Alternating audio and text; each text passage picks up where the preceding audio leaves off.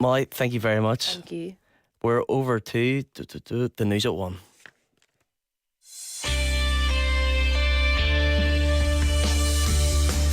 On BBC Sounds, your radio, TV and smart speaker, this is The Northwest at 1 on BBC Radio Foyle.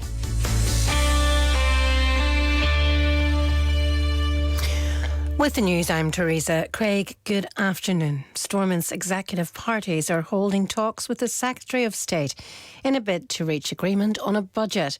Senior officials have warned that some services will face cuts if a budget isn't agreed by the end of this month. But ministers have said they need more money. From Hillsborough Castle, here's our political correspondent Jane McCormick. Arriving for what is the start of another political process here, the First Minister Michelle O'Neill described her sense of déjà vu at parties seeking fairer funding arrangements from Westminster. While the executive doesn't agree on much on this, it is united.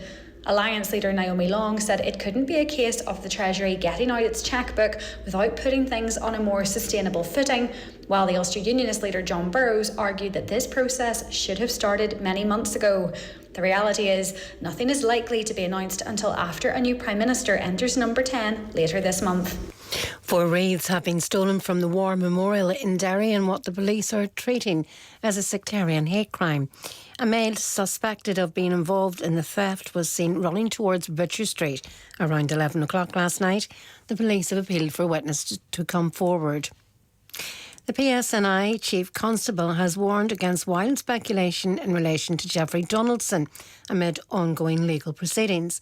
The former DUP leader is in custody awaiting sentencing after being convicted last week of serious sexual offences against children. Appearing before a meeting of the policing board, John Boucher said social media posts in relation to the trial were being investigated. He also warned against irresponsible online commentary. Publicly identifying a victim of a sexual offence is of itself a criminal offence.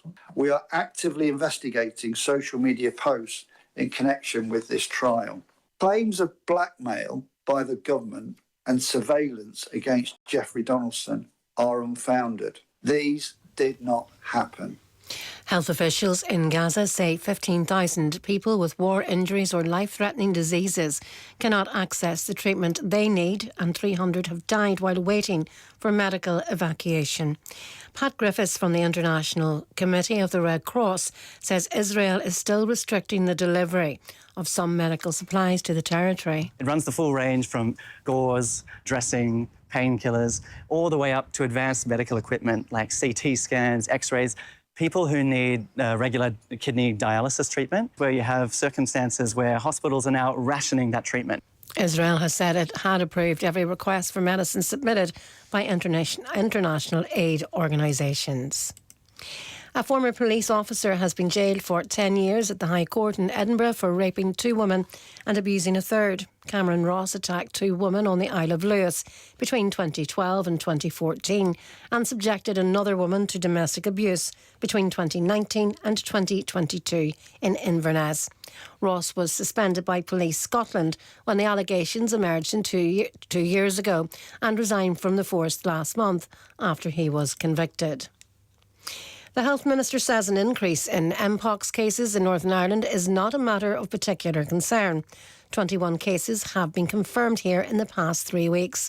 The Public Health Agency says there has been a quick increase in cases, as only 9 were reported here across the past 3 years. Mike Nesbitt says it is under control. As of last night, there are 21 cases of Mpox in Northern Ireland. That is consistent with trends in the rest of the UK and indeed in Europe, so it's not a matter of particular concern. And the other thing that's very important to say is that it's no longer classified as a high consequence infectious disease.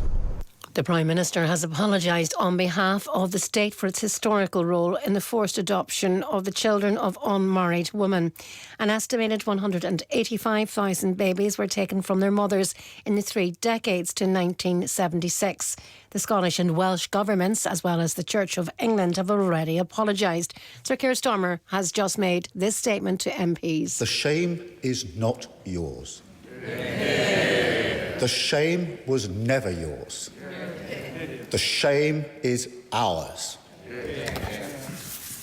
And I say that on behalf of the whole country. I say it to every single person impacted. We are deeply and profoundly sorry. There have been fresh calls for Ebrington Square and the Waterside to be pedestrianised due to ongoing traffic and parking issues. The Executive Office has confirmed a number of improvements, including additional signage, being progressed following a traffic management review of the area to improve safety. Concerns have been raised about parking by some members of the public, and yesterday people in Ebrington had different opinions. It's a shame walking through with the kids now if there's cars everywhere and you have to keep an eye. There's a big car park, I think adequate. And if people have mobility issues, use a taxi or someone to drop you off wherever you want to go. That's my view on it. They drive really slowly. It's pretty pedestrianised. I don't think it's too bad, the traffic around here, really. I think it's just whatever time you hit it. The Snow Patrol frontman has said the band's latest single with Kylie Minogue was always destined to become a collaboration. Gary Lightbody said he had written several songs in the hope of getting one to the Australian singer after hearing she was looking for new material. The band instead decided to record one of the songs themselves, but after completing the track they needed an extra something. The songs I wrote were all just called Kylie 1, Kylie 2, Kylie 3. And so this song was always called Kylie. It was always meant for her, but we just decided we'd do it ourselves. And then when we got to the end of the song, there was something missing. And that was obviously Kylie. So we tried even harder to get the song to her. And we eventually did. And turns out she loved it. Staying with music, the annual Stendhal Festival gets underway today in Limavady. It's the 16th year of the event, and Derry band Growing Pains will be making their debut on Saturday. Aged just 15, the band's members include Sean Gormley, Marty Campbell, Turla Hagan, and guitarist and singer Aidan Duddy. Yeah, we're heading down the Stendhal Festival in Limavady. We're playing on Saturday in the Woolly Woodland stage, and we're buzzing for it. Should be great.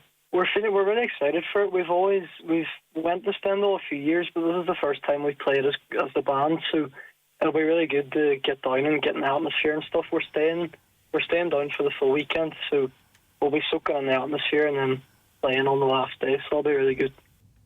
And now let's get the sport with Nicola McCarthy.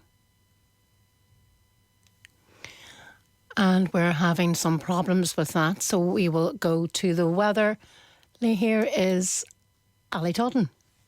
After a fresh and windy morning across the northwest, winds will ease this afternoon. It will be largely dry with a mix of sunny spells and some patchy cloud. For most places it will stay dry, so good news if you're heading to Stendhal today. Temperatures should reach around 16 to 18 degrees in Derry and across the northwest. Tonight will be dry for many with some clear spells early on. Cloud will gradually spread in from the west, bringing the chance of a little drizzle by morning.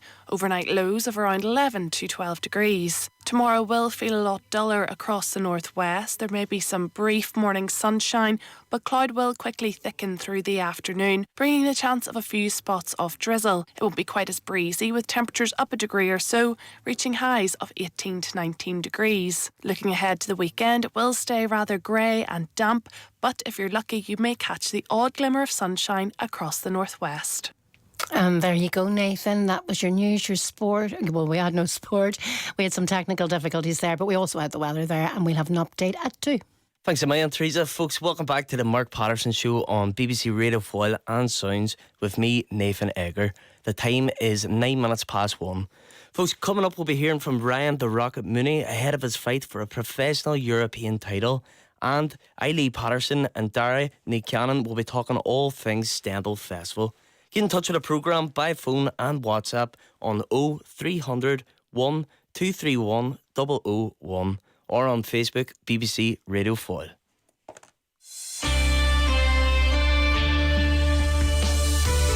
"20 Minutes with Mark Patterson. A snapshot of life in the Northwest.